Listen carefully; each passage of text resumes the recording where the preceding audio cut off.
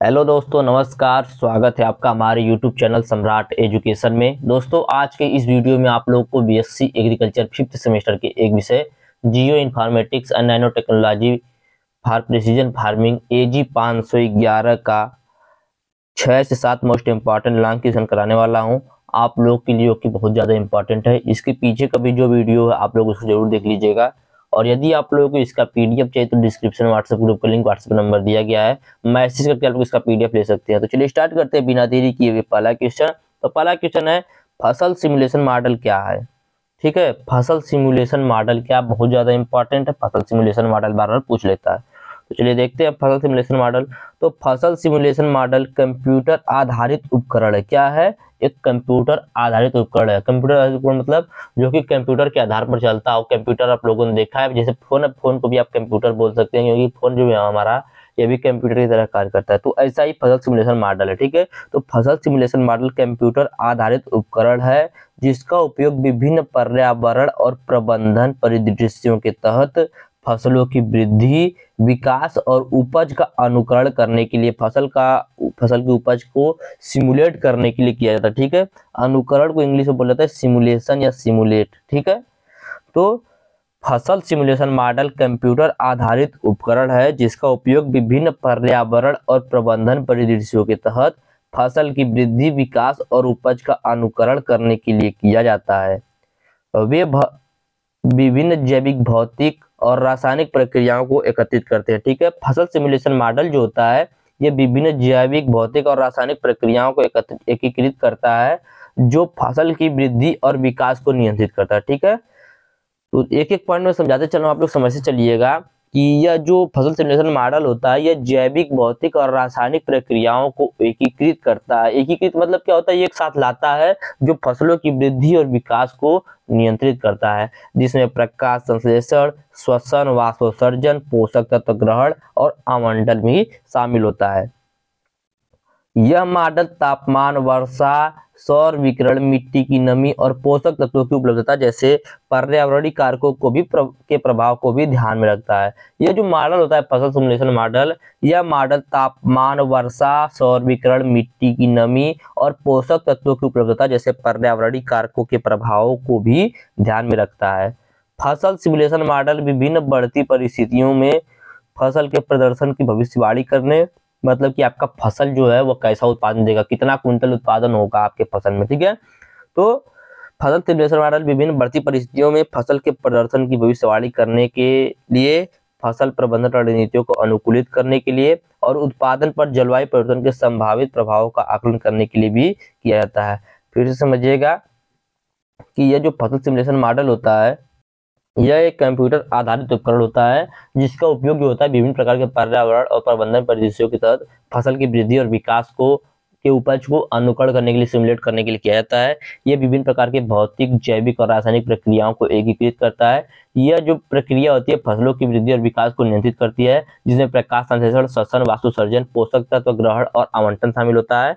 यह मॉडल तापमान, वर्षा और सौर विकिरण, मिट्टी की नमी और पोषक तत्वों की उपलब्धता जैसे पर्यावरणीय कारकों के प्रभाव को भी ध्यान में रखता है। ठीक, फसल सिमुलेशन मॉडल विभिन्न बढ़ती परिस्थितियों में फसल के प्रदर्शन की भविष्यवाणी, कैसे आपके फसल प्रदर्शन देगी उसकी भविष्यवाणी करने के लिए, फसल प्रबंधन रणनीतियों को अनुकूलित करने और फसल उत्पादन पर जलवायु परिवर्तन के संभावित प्रभाव का आकलन करने के लिए भी उपयोगी होता है। ठीक है, इनका उपयोग फसल पैदावार पर, सिंचाई पर, उर्वरक और कीट नियंत्रण जैसी विभिन्न कृषि पद्धतियों के प्रभावों का मूल्यांकन करने और पानी, उर्वरक और कीटनाशकों जैसे संसाधनों के उपयोग को अनुकूलित करने के लिए भी किया जाता है। तो दोस्तों, यह था आप लोगों का पहला क्वेश्चन, फसल सिमुलेशन मॉडल क्या है, जो कि मैंने बता दिया और खत्म हो चुका है। उम्मीद करते हैं आपको अच्छे समझ में आ गया होगा। अगला क्वेश्चन है, बहुत अच्छा क्वेश्चन, कहीं ना कहीं आप लोगों को यह क्वेश्चन जो है देखने को जरूर मिलेगा। ठीक है, कहीं ना कहीं आपको जरूर देखने को मिलेगा। तो चलिए देखते हैं, रिमोट सेंसिंग। रिमोट सेंसिंग क्या है? इसे हिंदी में बोलते हैं सुदूर संवेदन। ठीक है, हिंदी में बोलते हैं सुदूर संवेदन। अब सुदूर का मतलब होता है, रिमोट को बोलते हैं सुदूर, मतलब दूर से, और संवेदन का मतलब होता है किसी के बारे में संवेदना या जानकारी इकट्ठा करना। ठीक है, तो रिमोट सेंसिंग को हिंदी में बोलते हैं सुदूर संवेदन। एग्जाम में देगा सुदूर संवेदन, तो कंफ्यूज नहीं होना है, जान समझ लेना है कि वही है रिमोट सेंसिंग। ठीक है, तो रिमोट सेंसिंग क्या है, रिमोट सेंसिंग के लाभ बताइए। तो रिमोट सेंसिंग एक तकनीक है, पहले मैं थोड़ा समझा देता हूँ रिमोट सेंसिंग क्या। ठीक है, रिमोट सेंसिंग जो एक टेक्नोलॉजी है, ठीक है, जिसके माध्यम से क्या किया जाता है, मृदा के अंदर की जानकारी, मैं मृदा को लेकर चल रहा हूँ। ठीक है, मृदा के अंदर की जो जानकारी है, हम ऊपर से ही एक टेक्नोलॉजी के माध्यम से बिना भूमि को स्पर्श के, बिना भौतिक संपर्क के ही जानकारी को इकट्ठा कर लेंगे कि भूमि की संरचना कैसी है, कैसी मिट्टी है। तो उसके बारे में जानकारी हम लोग दूर से ही ग्रहण कर लेते हैं ना, तो उसी को बोलते हैं रिमोट सेंसिंग। ये जो रिमोट सेंसिंग शब्द है, ये दो शब्दों से मिलकर बना है, रिमोट से और सेंसिंग से। रिमोट का मतलब होता है दूर से, ठीक है, किसी वस्तु को दूर से, और सेंसिंग मतलब होता है अध्ययन करना। किसी वस्तु के बारे में जब दूर से उसकी जानकारी को एकत्रित करते हैं, किसी वस्तु के जानकारी को या किसी वस्तु के आंतरिक जानकारी को, संरचना को, या उसके बारे में जब हम दूर से जानकारी ग्रहण करते हैं, तो उसी को बोला जाता है रिमोट सेंसिंग। ठीक है, उम्मीद करते हैं समझ में आया होगा। चलिए देखते हैं। तो रिमोट सेंसिंग एक तकनीक है, एक टेक्नोलॉजी है, जिसके उपयोग से दूर से पर्यावरण के बारे में जानकारी प्राप्त किया जा सकता है। ठीक है, जिसके द्वारा या जिसके उपयोग से दूर से ही पर्यावरण के बारे में जानकारी प्राप्त किया जा सकता है। रिमोट सेंसिंग दो शब्दों से मिलकर बना है, रिमोट प्लस सेंसिंग, जहां पर रिमोट का तात्पर्य होता है दूर से तथा सेंसिंग का तात्पर्य होता है जानकारी लेना। ठीक है, अर्थात जब हम दूर से किसी वस्तु के बारे में जानकारी लेते हैं तो उसे रिमोट सेंसिंग कहा जाता है। ठीक है, जब हम दूर से किसी वस्तु के बारे में जानकारी लेते हैं तो उसे रिमोट सेंसिंग कहा जाता है। या किसी वस्तु के सीधे संपर्क में आए बिना उसके बारे में जानकारी ग्रहण करना या आंकड़े संग्रह करना की क्या कहलाता है, रिमोट सेंसिंग कहलाता है। किसी वस्तु के सीधे संपर्क में आए बिना या भौतिक संपर्क में आए बिना ही उसके बारे में डेटा स्टोर करने की प्रक्रिया को रिमोट सेंसिंग कहा जाता है। समझ में आया होगा। चलते हैं आगे। तो कृषि में रिमोट सेंसिंग, हम लोग देखिए एग्रीकल्चर है तो हम लोग कृषि में जानेंगे रिमोट सेंसिंग। ठीक है, तो कृषि में रिमोट सेंसिंग का उपयोग फसलों, मिट्टी, मौसम के पैटर्न और अन्य पर्यावरणीय कारकों के बारे में डेटा इकट्ठा करने के लिए किया जाता है। ठीक है, अच्छा आजकल आप लोग देखते होंगे कि बहुत सारा किसानों के लिए ऐप आ गया। ठीक है, एग्री ऐप आ गया, प्लांटिक्स जैसे विभिन्न प्रकार के ऐप आ गए हैं। आपने उनका सब्सक्रिप्शन ले लिया तो आपसे पूछेंगे नहीं, वहीं से आपके क्रॉप को क्या करेंगे, सब देखते रहेंगे। किसके माध्यम से देख रहे हैं, सब रिमोट सेंसिंग के माध्यम से देख रहे हैं। ठीक है, ऊपर से जीपीएस लगा है, जीपीएस में सेंसर लगा है, कैमरा लगा है, वहां से सब क्या कर रहे हैं, यहाँ पे देख रहे हैं कि आपके जो क्षेत्र है, आपका पहले लोकेशन लेंगे, लोकेशन डालने के बाद आपका जो क्षेत्र है, खेत है, पूछेंगे सब, तो वहां पे डाल देंगे आप एक बार, उसके बाद आपसे पूछेंगे नहीं, वहीं से आप वह निगरानी रखते रहेंगे, कौन से कीट लगे हैं, कौन सी रोग लगने वाला है, बारिश आने वाली है, कौन सी आपको व्यवस्था करना उससे बचने के लिए, सब कुछ बता देते हैं। किसके माध्यम से बताते हैं, इसी रिमोट सेंसिंग के माध्यम से, जीआईएस के माध्यम से बताते हैं। ठीक है, रिमोट सेंसिंग और जीआईएस के माध्यम से। जीआईएस का पूरा नाम होता है जियोग्राफिकल इंफॉर्मेशन सिस्टम, जो कि आप लोगों को पढ़ना एग्जाम में आएगा 100% दोनों। ठीक है, तो रिमोट सेंसिंग में आप लोग यही समझाना चाहता हूं कि रिमोट सेंसिंग वही प्रक्रिया होती है जिसके माध्यम से आप लोगों ने यदि सब्सक्रिप्शन ले लिया उनका, तो वहीं से देखकर आपकी फसल के बारे में पूरी जानकारी बता देते हैं कि आपका फसल में यह कीट लगने वाला है, यह रोग लगने वाला है, इतने दिन में आपकी फसल में बारिश होने वाली है, इतने दिन में यह रोग लगेगा, इससे बचने के लिए इस प्रकार का उपचार कीजिए। किसके माध्यम से करते हैं, रिमोट सेंसिंग के माध्यम से। ठीक है, तो कृषि में रिमोट सेंसिंग का उपयोग फसलों, मिट्टी, मौसम के पैटर्न और अन्य पर्यावरणीय कारकों के बारे में डेटा इकट्ठा करने के लिए किया जाता है, जो फसल की वृद्धि और उपज को प्रभावित कर सकता है। ठीक है, जो फसल की वृद्धि और उपज को प्रभावित कर सकता है। रिमोट सेंसिंग में पृथ्वी की सतह के बारे में डेटा एकत्र करने के लिए उपग्रहों, हवाई जहाज या ड्रोन पर लगे विभिन्न प्रकार के सेंसर जैसे कैमरे और स्कैनर का उपयोग शामिल होता है। ठीक है, समझिएगा, रिमोट सेंसिंग में पृथ्वी की सतह के बारे में डेटा एकत्र करने के लिए उपग्रहों, हवाई जहाज या ड्रोन पर लगे विभिन्न प्रकार के सेंसर जैसे कैमरे और स्कैनर का उपयोग किया जाता है। रिमोट सेंसिंग के माध्यम से प्राप्त डेटा का उपयोग कृषि क्षेत्रों के विस्तृत मानचित्र बनाने, फसल स्वास्थ्य का विश्लेषण करने और समय के साथ पर्यावरण में होने वाली परिवर्तनों की निगरानी के लिए किया जाता है। तो यह था रिमोट सेंसिंग। रिमोट सेंसिंग के लाभ देखेंगे। सॉरी, मैंने उसका फोटो लेना भूल गया, मैंने लिखा था लेकिन फोटो लेना भूल गया हूँ। ठीक है, तो मैं बता देता हूँ रिमोट सेंसिंग के लाभ क्या है। तो देखिए, इसका लाभ आप लोग अपने से लिख सकते हैं। मैंने आप लोग बताया कि रिमोट सेंसिंग के माध्यम से हम किसी वस्तु के बिना संपर्क में आए दूर से जानकारी ले लेते हैं। तो यही एक इसका लाभ है कि हम किसी वस्तु के बारे में जो जानकारी होती है उसको दूर से ही ग्रहण कर सकते हैं। ठीक है, तो पहला पॉइंट इसको लिख दीजिएगा कि किसी वस्तु के बारे में हम जब दूर से जानकारी ग्रहण करते हैं तो दूर से ग्रहण करने के लिए रिमोट सेंसिंग का उपयोग किया जाता है, लाभकारी होता है, पहला पॉइंट। दूसरा पॉइंट लिख दीजिएगा कि यह एक बड़े भौगोलिक क्षेत्र से ताजी जानकारी प्राप्त करने की अपेक्षाकृत सस्ती व तेज विधि है। ठीक है, या जैसे मान लीजिए बहुत बड़ा क्षेत्र है, ठीक है, एक गांव है या एक राज्य है, ठीक है, इस राज्य के बारे में जानकारी लेना है तो क्या करेंगे, जीपीएस के माध्यम से या रिमोट सेंसिंग के माध्यम से हम क्या कर सकते हैं, उसके बारे में अप टू डेट जानकारी ले सकते हैं। ठीक है, लोकेशन के बारे में आप लोगों को गूगल मैप पे देखा होगा ना, जीपीएस ऑन करने के लिए बोलता है, तो ऐसा ही सिस्टम होता है। दूसरा है ये दुर्गम क्षेत्रों में आंकड़े प्राप्त करने की एक व्यवहारिक विधि है। ठीक है, ऐसा क्षेत्र जहां पर कोई नहीं जाता हो, वहां की जानकारी भी हम लोग रिमोट सेंसिंग के माध्यम से ले सकते हैं। ठीक है, तीसरा अगला पॉइंट है छोटे पैमाने पर क्षेत्रीय घटना जो जमीन से अदृश्य होता है, उसके बारे में भी इससे जानकारी स्पष्ट रूप से देखी जा सकती है। ठीक है, मतलब जो छोटे पैमाने पर क्षेत्रीय घटना होता है जो जमीन से नहीं देख सकते हम लोग, उसको भी रिमोट सेंसिंग के माध्यम से देखा जा सकता है। अगला है विस्तृत भूमि सर्वेक्षण की अनुपस्थिति में आधारभूत मानचित्र निर्माण की सस्ती व तेज विधि है। ठीक है, यह जो रिमोट सेंसिंग है विस्तृत भूमि सर्वेक्षण की अनुपस्थिति में आधारभूत मानचित्र निर्माण की सस्ती व तेज विधि है। अगला पॉइंट है कंप्यूटर की दक्षता से इसे आसानी से अन्य भौगोलिक कवरेज में जीआईएस के साथ संयुक्त कर सकते हैं। ठीक है, कंप्यूटर की दक्षता से इसे आसानी से अन्य भौगोलिक कवरेज में जीआईएस के साथ संयुक्त कर सकते हैं।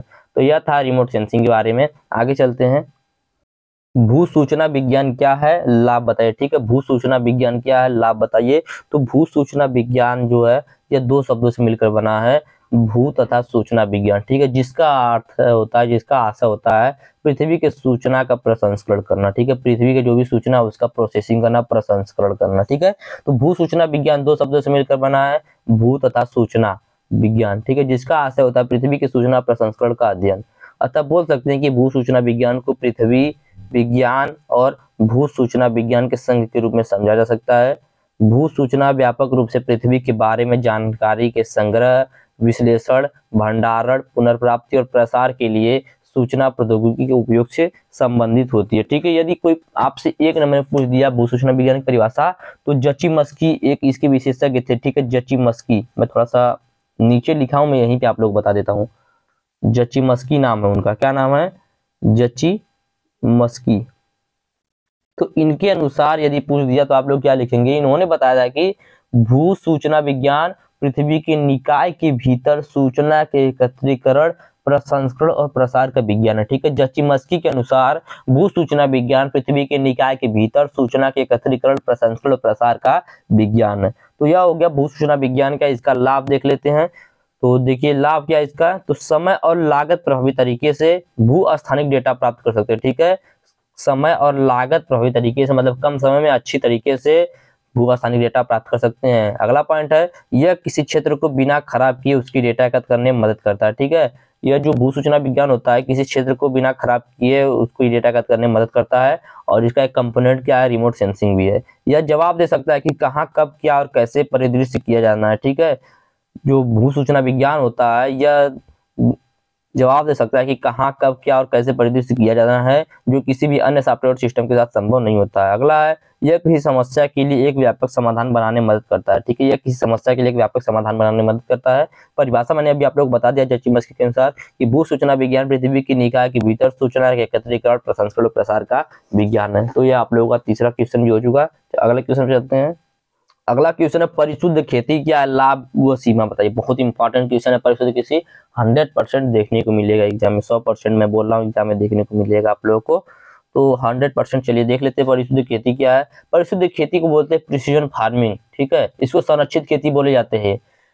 तो यह क्या होता है, तो कृषि संसाधनों का कम से कम प्रयोग करके पर्यावरण को ध्यान में रखते हुए गुणवत्तापूर्ण उत्पादन प्राप्त करने की प्रक्रिया को ही परिशुद्ध कृषि कहा जाता है। ठीक है, कृषि संसाधन जो है उनका बहुत कम से कम प्रयोग करेंगे, पर्यावरण को भी ध्यान में रखेंगे और गुणवत्तापूर्ण उत्पादन भी प्राप्त करेंगे, ऐसी प्रक्रिया को परिशुद्ध कृषि कहा जाता है। ठीक है, तो परिशुद्ध कृषि पूछ दिया 1 नंबर में, तो सिर्फ आप लोग को इतना ही लिखना है। बहुत अच्छा एग्जाम, बहुत अच्छा डेफिनेशन मैंने इसका लिखा हुआ है और आप लोगों को समझ भी आ गया होगा कि कृषि संसाधनों का कम से कम प्रयोग करके। अब कृषि संसाधन कौन कौन से हैं, बीज हो गया, विभिन्न प्रकार के मशीनें हो गई, मतलब उपकरण हो गया। ठीक है, सिंचाई की व्यवस्था होगी, खाद की व्यवस्था होगी, ये क्या विभिन्न प्रकार के कृषि संसाधन है। तो इनका कम से कम प्रयोग करके पर्यावरण को ध्यान में रखते हैं, मतलब पर्यावरण को कोई भी नुकसान नहीं होना चाहिए, गुणवत्तापूर्ण उत्पादन प्राप्त करने की प्रक्रिया को परिशुद्ध कृषि कहा जाता है। परिशुद्ध कृषि में उपज को अधिकतम बनाने हेतु उचित समय पर सटीक और उपयुक्त मात्रा में जल, उर्वरक, कीटनाशक आदि का प्रयोग किया जाता है। ठीक है, परिशुद्ध कृषि में उपज को अधिकतम बनाने हो तो उपज को अधिक बढ़ाने हेतु उचित समय पर सटीक और उपयुक्त मात्रा में जल, उर्वरक, कीटनाशक आदि का सही प्रयोग किया जाता है। अर्थात कह सकते हैं कि सही समय में, सही स्थान पर, सही मात्रा में कृषि निविष्टियों का इस्तेमाल करना ही परिशुद्ध कृषि कहलाता है। ठीक है, सही समय में, सही स्थान पर, सही मात्रा में कृषि निविष्टियों का इस्तेमाल करना ही क्या कहलाता है? परिशुद्ध कृषि कहलाता है। परिशुद्ध कृषि का लाभ क्या है?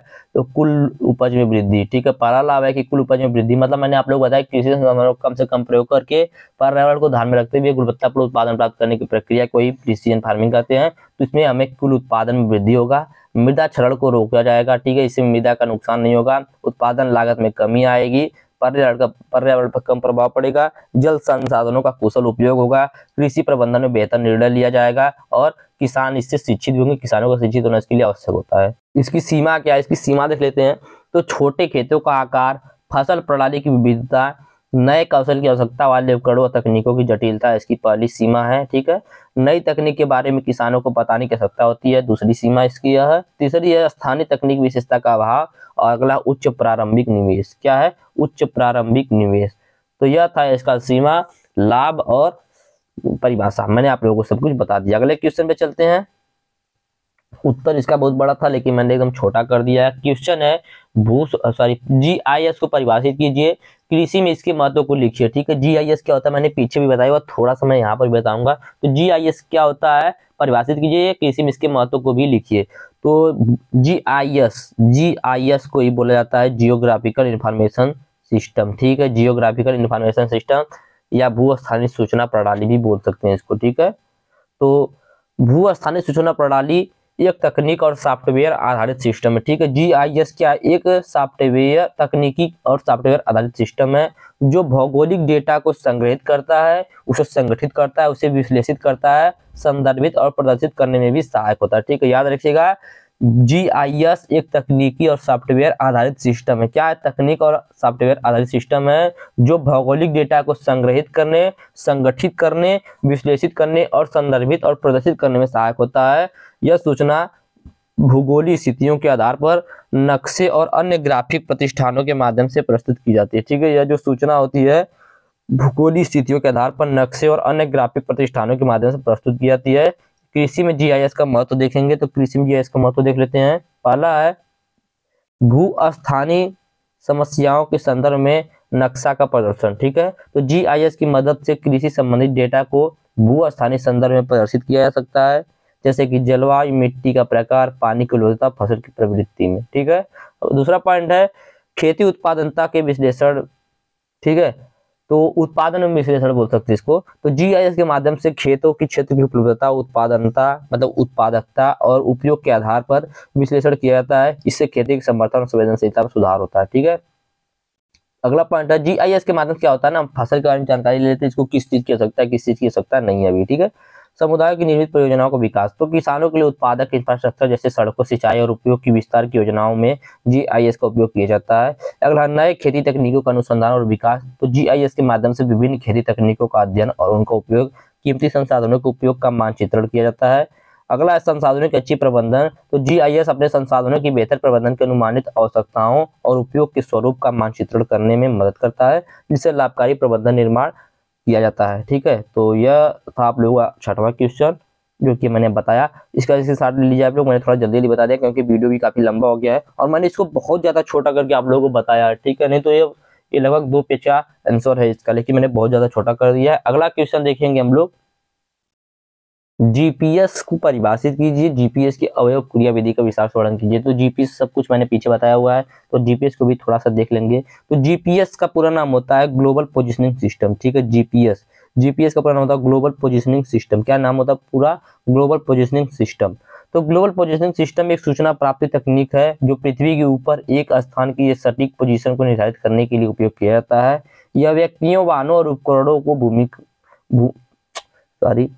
ग्लोबल पोजिशनिंग सिस्टम एक सूचना प्राप्ति तकनीक है जो पृथ्वी के ऊपर एक स्थान की सटीक पोजीशन को निर्धारित करने के लिए उपयोग की जाती है। यह व्यक्तियों, वाहनों, उपकरणों को भूमिका निर्देशित करने में मदद करता है। ठीक है, मतलब किस रास्ते से जाना है, भूमि प्रदर्शित करने में मदद करता है, ऐसा बोल सकते हैं आप लोग। ठीक है, कृषि में इसका विभिन्न प्रकार से यूज होता है, मैंने आप लोगों को बताया हुआ है। इसका देख लेते हैं जीपीएस का अवयव क्रिया विधि का विस्तार से वर्णन हम लोग देख लेते हैं। तो सैटेलाइट, पहला इसका क्या है, पहला इसका अवयव सैटेलाइट जीपीएस का। ठीक है, तो जीपीएस के लिए सैटेलाइट मुख्य अवयव होता है। यह सैटेलाइट पृथ्वी के आसपास आधारित रहते हैं और उनके द्वारा भेजी जाने वाली सूचना को प्राप्त करते हैं। दूसरा है ग्राउंड कंट्रोल सेंटर। ठीक है, तो यह सेंटर सैटेलाइट को निर्धारित करता है और उनके साथ संचार करता है। यह सैटेलाइट की स्थिति को संभालता है और जीपीएस के उपयोगकर्ताओं को स्थान जानकारी प्रदान करता है। अगला है प्राप्त करने की क्रिया। ठीक है, रिसेप्शन। तो जीपीएस प्राप्त करने के लिए उपकरण जैसे कि जीपीएस प्राप्त करता सैटेलाइट से सूचना प्राप्त करता है। यह सूचना सैटेलाइट के संदेशों को प्राप्त करके उपकरण के भौतिक स्थानों को निर्धारित करता है। ठीक है, अगला त्रिकोणमिति या ट्रेलेशन। ठीक है, तो जीपीएस त्रिकोणमिति का उपयोग करता है ताकि स्थान को निर्धारित कर सके। इसके लिए जीपीएस प्राप्तकर्ता 3 या उससे अधिक सैटेलाइट के साथ संचार करता है और उनकी दूरी का आधार लेता है ताकि अपना स्थान प्राप्त कर सके। अगला एक्यूरेसी। तो जीपीएस के प्राप्तकर्ता की संगतता सैटेलाइट के संचार की स्थिति, अंतर और अन्य तत्वों पर निर्भर करती है। सामान्यतः जीपीएस की जो एक्यूरेसी होती है वो अच्छी होती है, लेकिन बदलती मानवीय प्राकृतिक शर्तों के कारण विभिन्न अंतर भी हो सकता है। ठीक है, तो यह आप लोगों का कुल क्वेश्चन था 7, जो कि मैंने आप लोग बताया। उम्मीद करती है सब क्वेश्चन आपको अच्छे समझ में आया होगा। वीडियो अच्छा लगा है तो वीडियो को लाइक कीजिएगा, चैनल को सब्सक्राइब कीजिएगा, अपने दोस्तों के पास शेयर भी जरूर कीजिएगा। धन्यवाद, जय हिंद।